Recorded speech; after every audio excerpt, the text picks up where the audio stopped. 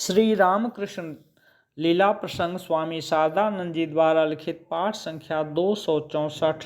भक्तों के साथ श्री रामकृष्ण देव सन 1885 ईस्वी। पुनर्यात्रा के बाद श्री रामकृष्ण देव का दक्षिणेश्वर आगमन। भक्तों के साथ बलराम बाबू के घर पर श्री रामकृष्ण देव के 2 दिन 2 रात आनंद पूर्वक व्यतीत हो गए। तीसरे दिन उन्हें दक्षिणेश्वर लौटना था। प्रातःकाल के 8 या 9 बजे होंगे।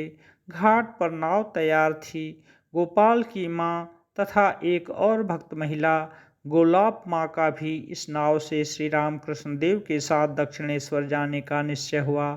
इसके अतिरिक्त एक भक्त बालक जो श्री रामकृष्ण देव की परिचर्या के लिए उनके साथ आए हुए थे, उनकी भी इस नाव से लौटने की तैयारी हुई। संभवतः श्रीयुक्त काली स्वामी अभेदानंद उनमें से अन्यतम थे। श्री रामकृष्ण देव ने मकान के अंदर जाकर श्री जगन्नाथ देव को प्रणाम किया तथा भक्त परिवार का प्रणाम ग्रहण करने के पश्चात नाव पर जा विराजे। गोपाल की माँ तथा अन्य लोग भी श्री रामकृष्ण देव का अनुगमन करते हुए नाव पर जा बैठे।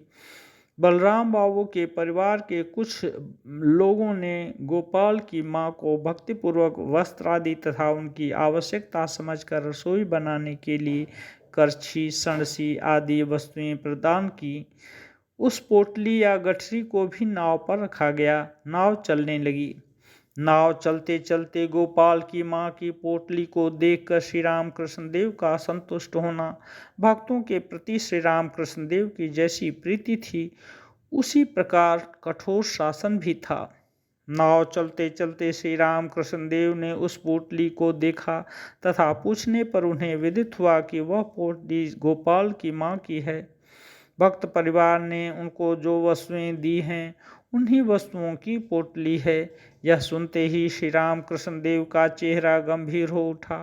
गोपाल की माँ से कुछ न कहकर दूसरी भक्त महिला गोलाप माँ को लक्ष्य कर त्याग के संबंध में वे नाना प्रकार की बातें कहने लगे। उन्होंने कहा, जो त्यागी है उसे ही भगवत प्राप्ति होती है। जो दूसरों के घर जाकर भोजनादि करने के पश्चात खाली हाथ लौटता है वह भगवान के अंग के सहारे बैठा करता है। उस दिन लौटते समय गोलाप की माँ से उन्होंने कुछ भी वार्तालाप नहीं किया, किंतु बार बार उस पोटली को वे देखने लगे। उनके इस प्रकार के व्यवहार को देखकर गोपाल की माँ की इच्छा उस पोटली को गंगा जी में फेंक देने की हुई।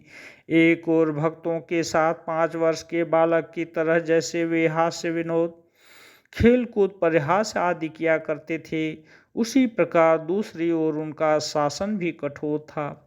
किसी के अनुचित आचरण को वे सहन नहीं कर पाते थे। साधारण से साधारण विषयों का भी उन्हें ध्यान रहता था। किसी का अत्यंत साधारण आचरण अशिष्ट होने पर तत्काल ही उनकी तीक्ष्ण दृष्टि उस पर पड़ती थी तथा जिससे उसका संशोधन हो सके इसका वे प्रयास करने लगते। उसके लिए भी उन्हें विशेष कोई प्रयत्न नहीं करना पड़ता था। एक बार गंभीर बनकर उसके साथ कुछ देर बातें न करने से ही वह छटपटाने लगता तथा अपनी त्रुटि के लिए अनुतप्त हो उठता था। उससे भी जिसकी भूल चूक दूर नहीं होती थी, श्री रामकृष्ण देव के श्रीमुख से साधारण 2-1 तिरस्कार वाक्य से ही उसकी बुद्धि ठिकाने आ जाती थी। प्रत्येक भक्त के साथ श्री रामकृष्ण देव इस प्रकार के अदृष्टपूर्व आचरण के द्वारा शिक्षा प्रदान किया करते थे।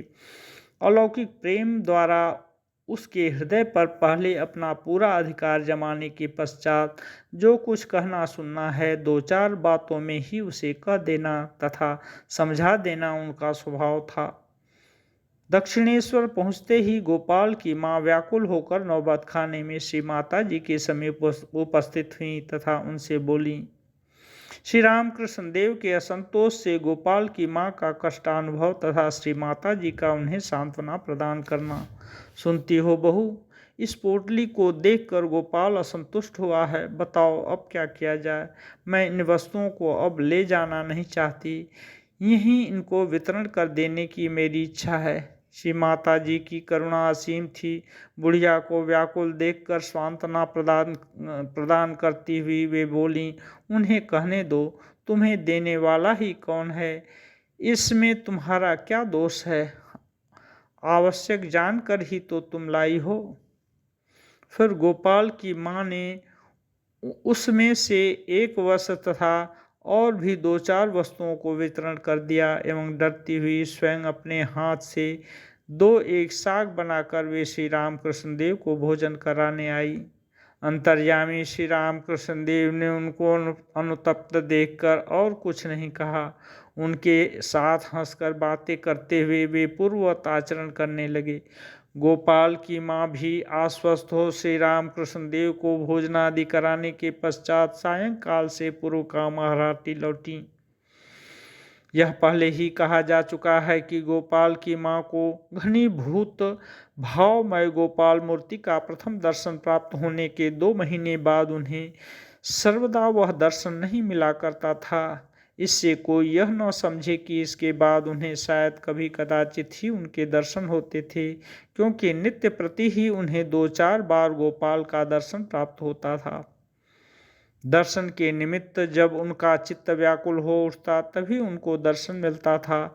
साथ ही जब कभी किसी विषय में उन्हें शिक्षा की आवश्यकता होती थी, तत्काल ही गोपाल सहसा उनके सम्मुख आविर्भूत हो संकेत, कथन या स्वयं आचरण द्वारा उनको तदनुसार करने को प्रवृत्त किया करते थे।